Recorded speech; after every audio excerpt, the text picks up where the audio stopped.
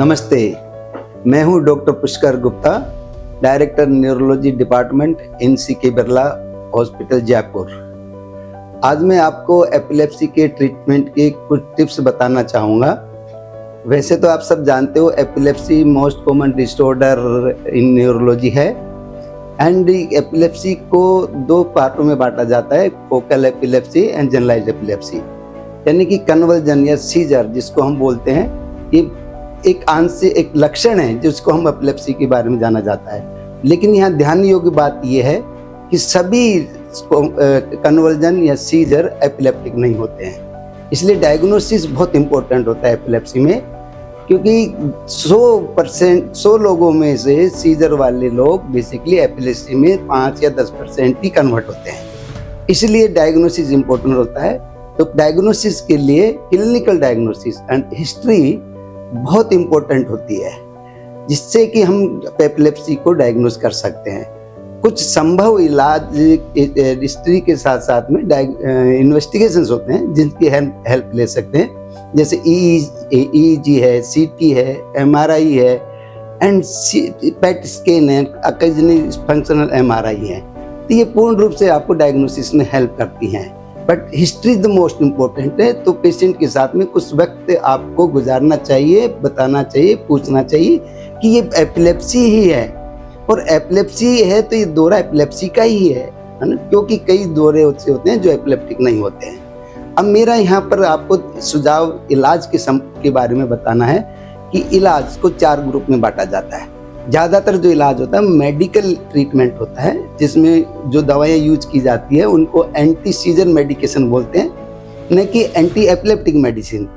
हम जो दवाई देते हैं एंटी सीजर मेडिसिन जो देते हैं, ये सीजर को रोकती हैं, बीमारी को नहीं खत्म करती हैं। इसलिए हम इसको बचाव संभव ज़्यादा नहीं होता है, इसका इलाज ज़्यादा संभव होता है।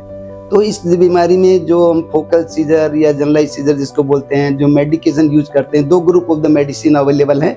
जैसे कन्वेंशनल मेडिकल ट्रीटमेंट होता है, एक होता है newer generation of anti scissor drugs बोलते हैं। तो combination of the both the newer and the older drugs basically may be more helpful. पर यहाँ पर ओल्डर ड्रग का यूज कम किया जाता है, क्योंकि जो कन्वेंशनल जो ड्रग होते हैं, जिस ट्रेडिशनल ड्रग थी जिसको हम पेनिटोइन बोलते हैं, फिनोबार्बिटोन बोलते हैं, कार्बामेजिपिन बोलते हैं, सोडियम वालप्रेट बोलते हैं, तो ये जो जनरल जो ड्रग्स होती हैं ये इफेक्टिव होती हैं, but they are least tolerable होती हैं और मोर टॉक्सिक होती हैं। तो इसलिए इनकी न्यू ड्रग्स, जो न्यूअर जनरेशन ड्रग्स जो आई हैं, they little bit have the more efficacious than the older generation drug, and they are effective as well, they are tolerable as well as effective drugs होती हैं। तो selection of the drug is the very important in the management of the epilepsy। तो selection depend करता है, जैसे most common depend कर as पे, wait पे एंड जेंडर पे एंड कोमॉर्बिडिटीज पे। तो combination of the drug and appropriate dose of the drug and the effect and proper selection of the drug in the important in the management of epilepsy। तो हम ये कहते हैं कि जो एपिलेप्सी जो होती है, जो कुछ एपिलेप्सी को तो दवाओं की जरूरत ही नहीं होती है, और कुछ इससे ज़्यादा की जो दवा की जरूरत होती है, लंबे समय तक पूरे जीवन भर दवा खानी पड़ती है। लेकिन ज़्यादातर एपिलेप्सी 1 या 2 ड्रग की कॉम्बिनेशन से कंट्रोल, पूरी तरह से कंट्रोल की जा सकती है, इवन की जिंदगी भर फिर दवा कर लेना नहीं पड़ता है। अगर मैं आपको दूसरा ग्रुप जो बताना चाहूँगा कि अगर मान लो कि आपको इन दवाओं के कॉम्बिनेशन से एपिलेप्सी कंट्रोल नहीं होती है, तो आपको एक ना एपिलेप्टिक सर्जरी या चिकित्सक मेनली मस्तिष्क रोग के पास ही जाना चाहिए।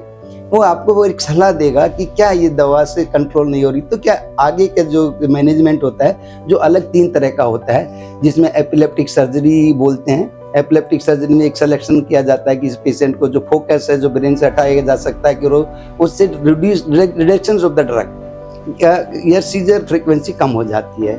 अगर वो गुड पेशेंट नहीं है फॉर द सर्जिकल एपिलेप्सी के लिए, तो कुछ पैलिएटिव थेरेपी होती है, जिसमें हम ब्रेन स्टिमुलेशन बोलते हैं या फिर नर्व स्टिमुलेशन बोलते हैं, जिसको मोस्ट कॉमनली हम बोलते हैं deep brain stimulation and vagus nerve stimulation. And दूसरा पार्ट होता है तो डाइट कीटोजेनिक डाइट होती है। तो medical treatment, surgical treatment, palliative treatment, ketogenic diet is the important component of the treatment of the epilepsy.